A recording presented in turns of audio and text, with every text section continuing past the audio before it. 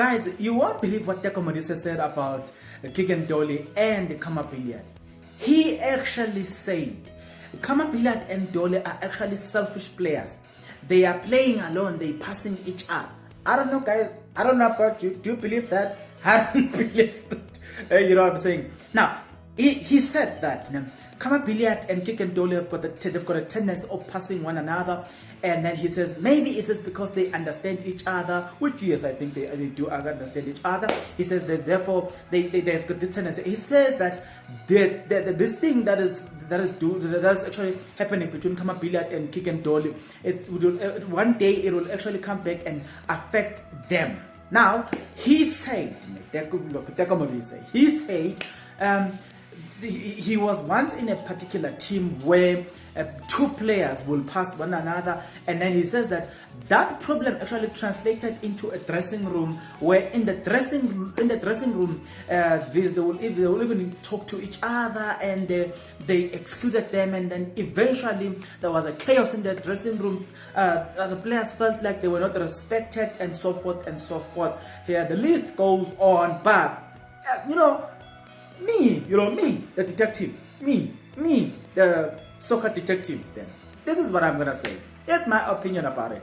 I think Kaizer Chiefs has a problem that they need to address. The problem is finding a combination that plays with khama Billiat and Kick and Dolly, because a lot of people does not come to the party. They don't understand what khama Billiat and Kick and Dolly are trying to do. While me as a fan, I understand what these guys are trying to do in the field. But other people does not actually come to the party.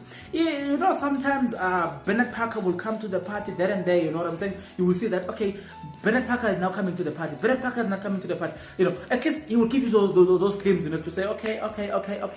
He understands that Billiat is about to do this, is about to take this run. Let me take this run because Billiat will give the ball, or Dolly will do this. You know what I'm saying? He is starting to have that understanding. But let's go back to the fact, guys. The fact is, even at Mamelodi Sundowns, when khama Billiat, Kick and Dolly, and Leonardo Castro, there were that destruction at Mamelodi Sundowns, it was because of their own understanding that actually translated into the success of Mamelodi Sundowns. So I am saying that if their success brings glory to Kaizer Chiefs, and actually it promotes winning at Kaizer Chiefs, I don't see any problem with that, as long as they are doing it for the team. Because if other teammates such as Nanga does not come to the party, or because he has to be a creative midfield, and actually has to be the one that gives them the balls, and then there has to be a player that. Because if you see what they were doing at Mamelodi Sundowns, Leonardo Castro, when khama Billiat and Dolly takes the ball wide and takes the defense wide and open the defense, Leonardo Castro will then come straight, and when they cross the ball, it finds Leonardo Castro, and that's a goal. So I am thinking that that's what they are trying to do at Kaizer Chiefs. They are trying to destroy the defenders of the other team. And then he also said that other teams, as it progresses, other teams will pick up that, and then they will eventually mark them, and then it will be the end of the entire Kaizer Chiefs. I don't think so, considering the fact that Kaizer Chiefs are actually, they mean business this season. They want to sign players after players after players after players. They are busy on the market. So I'm kind of like seeing that, okay, and now we're gonna have a midfielder, because it is now, I can tell you, I boldly tell you that September is a Kaizer Chiefs player. It's either this window or next window, but the contract is already there. It's already signed. It's sealed. It's a matter of this window or next window. That's it. That's what they're actually negotiating as we speak. So you can see that Kaizer Chiefs are willing to bring midfielders, creative midfielders. They are also in the same race. Look, they are still in the race where they want to sign Sipombule and Tebogo Mokoena at Supersport United. They are also interested to sign Yasef Mat. You know what I'm saying? So you're looking at, I'm talking about midfielders here. Midfielders that will actually create the spark in the middle, where they mark the ball and they have that creative midfield. Someone like Renelwe. Hey guys, yeah, I'm not a sort of person, please forgive me. Yeah, so someone like that, someone with deadly passes. Do you remember the combination of Skalvik with Torelpa? Skalvik, he knew how to connect with Torelpa. So there was always, in any other teams, there's always that thing. If I'm looking at Real Madrid, when you look at Vinicius, he always, most of the time, he knows how to find a Benzema at Real Madrid. If you go to other clubs, you see the similar pattern. Yeah?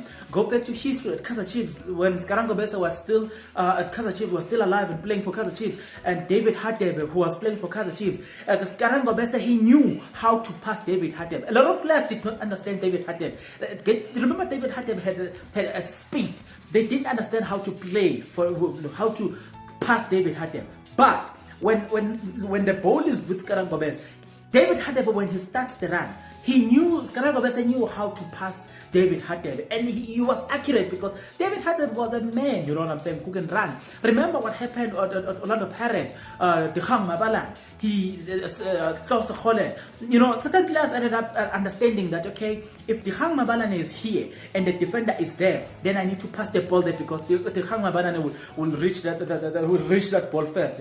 If Klausa is here and the other player is here, then I need to pass the ball here because Klausa has got speed. He will get that ball. You know, he was very good, you know, in terms of the creative midfield. He knew that, okay, if I want to give you a through pass, you know, so I'm saying there's always that combination, you know, there's always those three players that understands each other very well. But then it is also up to other players to come into the game, because you can see what BILLIAT is trying to do. You can see what Dolly is trying to do. They are tired of these balls that are flying on the air. They want to play balls on the ground, and they want to take on people. And that's what the machine is trying to do at Kaizer Chiefs. He wants to take on people. That's what we are longing to see at Kaizer Chiefs. So I don't see a problem, you know what I'm saying? As long as the other teammates come to the party, they take on people. I trust the likes of Sipombuli, the likes of Tebogo Mokoena. There are those guys, those players, there are type of players that can take on people, and that's what we want to see.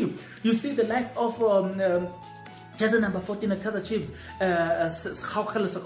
he's not a type of a player that plays this long ball. He also is one of those players that want to take on people, you know what I'm saying? Come, let me face you. He faces you. So that's what BILLIAT and Dolly, they're trying to do at Kaizer Chiefs. So for me, I think as long as the other teammates understand what they're trying to do and they copy a good thing, there's nothing wrong to copy a good thing. Copy the good thing and the team will win and the team will play beautiful football. I don't know about you guys. I've just given you my opinion. That's just my opinion against Teko Modise, to say, you know, looking at how Kaizer Chiefs is playing. You know, we remember that at Mamelodi Sundowns when Kick and Dolly, khama, BILLIAT and Leonardo Castro were at Sundowns, there was never such a complaint. You know why? Because all the players at Sundowns, they were coming into the game, they were playing football. So though these three were deadly, but all the other players were coming into the game, they were playing football. Now that Kaizer Chiefs have got people that do not want to play football, and these guys want to play football, that's why this thing is now highlighted. But it doesn't mean that what they are trying to do is evil. That's the comparison that I'm doing here.